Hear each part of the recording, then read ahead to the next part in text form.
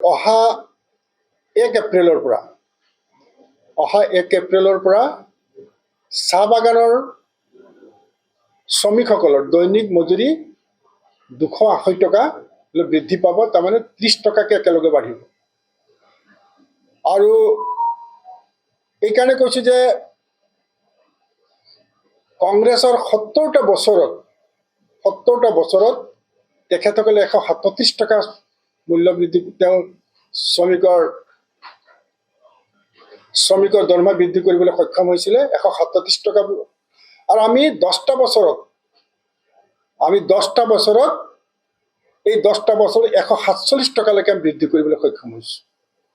যে কংগ্ৰেছৰ 70টা বছৰ আৰু আমাৰ 10টা বছৰ, এই 10টা বছৰত আমি 147 টকালৈকে বৃদ্ধি কৰিবলৈ সক্ষম হৈছোঁ। তাৰ বাবে আমি অসমৰ মুখ্যমন্ত্ৰীক ধন্যবাদ জনাইছোঁ। আমাৰ বিজেপি গভৰ্ণমেণ্টখনক আমি ধন্যবাদ জনাইছোঁ। আমাৰ ৰাজ্যিক সভাপতি দিলীপ শইকীয়া ডাঙৰীয়াক আমি ধন্যবাদ জনাইছোঁ।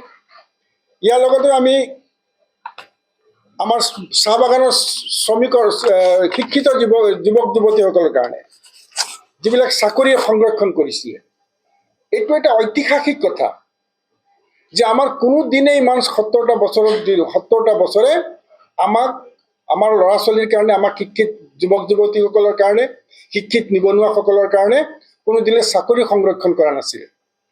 তেখেতসকলৰ 70টা বছৰত কেৱল মাত্ৰ 70টা মাষ্টৰ চাকৰিৰে মৰমত দিছে, তাকো কোনো আইনৰ ব্যৱস্থা নাছিলে, আইন কৰা নাছিলে। এতিয়া অসমৰ মুখ্যমন্ত্ৰী হিমন্ত বিশ্ব শৰ্মা ডাঙৰীয়াই বাগানৰ ল'ৰা ছোৱালীৰ কাৰণে তেখেতসকলে কি কৰিলে, এটা 3% সংৰক্ষণৰ ব্যৱস্থা কৰিলে। আৰু এইটো গোটেই মানে এটা আইন বনাই দিলে। আমাৰ ল'ৰা ছোৱালীক ভৱিষ্যতলৈ এইখিনি পাই থাকিবলৈ সক্ষম হ'ব। আমাৰ 430খন বাগিচাত ইতিমধ্যে জগন্নাথ মহাপ্ৰভু, যিটো জগন্নাথ ভৱন বুলি কৈছে, তাত স্কিল ডেভেলপমেণ্টৰ কথাও আহিছে। তাত সেইখিনি ইতিমধ্যে 70টা নিৰ্মাণ হৈ গৈছে, বাকীখিনি কাম চলি আছে। এই কামখিনি কোনোদিনে কংগ্ৰেছৰ দিনত আমাৰ ভাবিব নোৱাৰা অৱস্থা হৈছিলে। 825খন চাহ বাগিচাত প্ৰায় 3.5 লাখ শ্ৰমিকক আমাৰ পাট্টা দিয়াৰ ব্যৱস্থা কৰিছে। এইটো এটা ঐতিহাসিক কথা। কোনোদিনে বাগানৰ মানুহৰ মাটিৰ অধিকাৰ নাছিলে, তেখেতসকলৰ মাটিৰ অধিকাৰ নাছিলে। এই অধিকাৰটো কেৱল মাত্ৰ বিজেপি গভৰ্ণমেণ্ট, হিমন্ত বিশ্ব শৰ্মাৰ বলিষ্ঠ নেতৃত্বত চাহ বাগানৰ মানুহখিনি, যিবিলাকে ব্ৰিটিছসকলক আমাৰ কংগ্ৰেছে মাটিখিনি গতাই দিছিলে, তেখেতসকলে মাটি দি দিছে, দান দি দিছিলে। আৰু সেই মাটি পেলাই সেইসকলৰ পৰা, মালিক পক্ষৰ পৰা কাঢ়ি আনি পেলাই প্ৰায় 3.5 লাখ শ্ৰমিকক মাটিৰ পট্টা দিয়াৰ ব্যৱস্থা কৰিছে। ইতিমধ্যে কাম সম্পূৰ্ণ হৈছে। প্ৰায় 13 তাৰিখে ভাৰতৰ প্ৰধানমন্ত্ৰী ডাঙৰীয়াই ইয়াৰ শুভ উদ্বোধন কৰিব। এইখিনি কথা কংগ্ৰেছে, মই কৈছোঁ যে কংগ্ৰেছৰ কোনো ধৰণে এইখিনি কল্পনাৰ বাহিৰত আছে। আৰু সেইকাৰণে মই কৈছোঁ যে কংগ্ৰেছক চাহ বাগানৰ মানুহে পাহৰি গৈছে। বাগিচাত কোনো ধৰণে এতিয়া বাগানত কংগ্ৰেছ শূন্য হৈ পৰিছে। আগতে এটা কথা কৈছিলে মানুহে যে আলিকুলি থকালৈকে বাগানৰ মৰণ নাই বুলি কৈছে, কংগ্ৰেছৰ মৰণ নাই বুলি কৈছিলে। কিন্তু আজি সেইটো অতীত হৈ গ'ল। বাগিচাত এতিয়া বাগানত কংগ্ৰেছ শূন্য হৈ গ'ল, কংগ্ৰেছ একেবাৰে শূন্য হৈ গৈছে। গতিকে এই উন্নয়নবিলাক কাম, তাৰ লগতে আৰু বহুত আঁচনিবিলাক আছে। তাৰ যিবিলাক আঁচনি আপোনালোকে দেখিছে, মজুৰি বৃদ্ধি হওঁতে হ'লে 120খন বাগানত আমি 120খন বাগিচাত বিদ্যালয় স্থাপন হৈছে। প্ৰায় 1.85 লাখ ছাত্ৰ ছাত্ৰীক আমি স্কলাৰশ্বিপ দিয়াৰ ব্যৱস্থা কৰিছে। পেৰামেডিকেলত আমি 250টা ছিট ৰিজাৰ্ভেশ্যন কৰিছে। 5,000 টকাকৈ চাহ বাগানৰ মানুহখিনিক আমাৰ এটিকলি দুটি পাত আঁচনিৰ যোগেদি তেখেতক অনুদান দিয়াৰ ব্যৱস্থা কৰিছে। তাৰ লগতে আমাৰ ফ্ৰী ৰেচনৰ ব্যৱস্থা কৰিছে, বাগানত ৰাস্তা পদূলি নিৰ্মাণ কৰাৰ কাম কৰিছে। তো বিভিন্ন ধৰণৰ আয়ুষ্মান ভাৰতৰ কাম কৰিছে, আয়ুষ্মান কাৰ্ডৰ চিন্তা কৰিছে।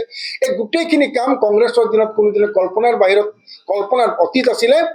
সেইখিনি কাম কংগ্ৰেছৰ মানে বিজেপিৰ দিনত কৰিবলৈ সক্ষম হৈছে অসমৰ মুখ্যমন্ত্ৰীক আমি ধন্যবাদ জনাইছোঁ আপোনালোকৰ জনপ্ৰিয় চেনেলৰ যোগেদি এইখিনি কথা আপোনালোকৰ ৰাইজক আমি অৱগত কৰিব বিচাৰিছোঁ আমি আশা ৰাখিছোঁ যে অনাগত দিনবিলাকত কংগ্ৰেছ শূন্য হ'ব আৰু ভাৰতীয় জনতা পাৰ্টিক একদম বলিষ্ঠভাৱে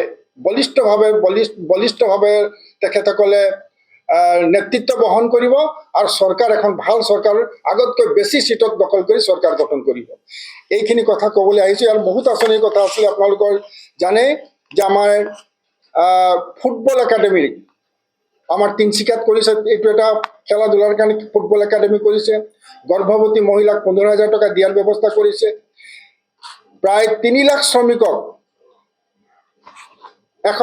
আপোনালোকে আগতে চাব যে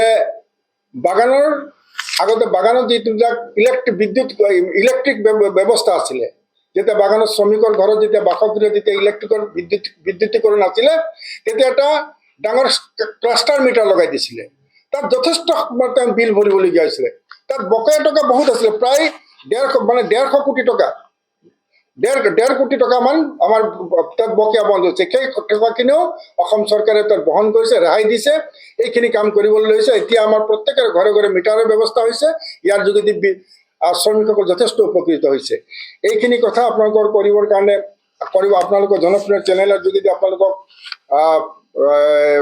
ৰাইজে যাতে অৱগত হওক এইখিনি কথা কাৰণে আপোনালোকক মাতি আনিছোঁ বাকীখিনি আৰু বেছি আৰু কিবা ক'বলগীয়া থাকিলে আপোনালোকে ক'ব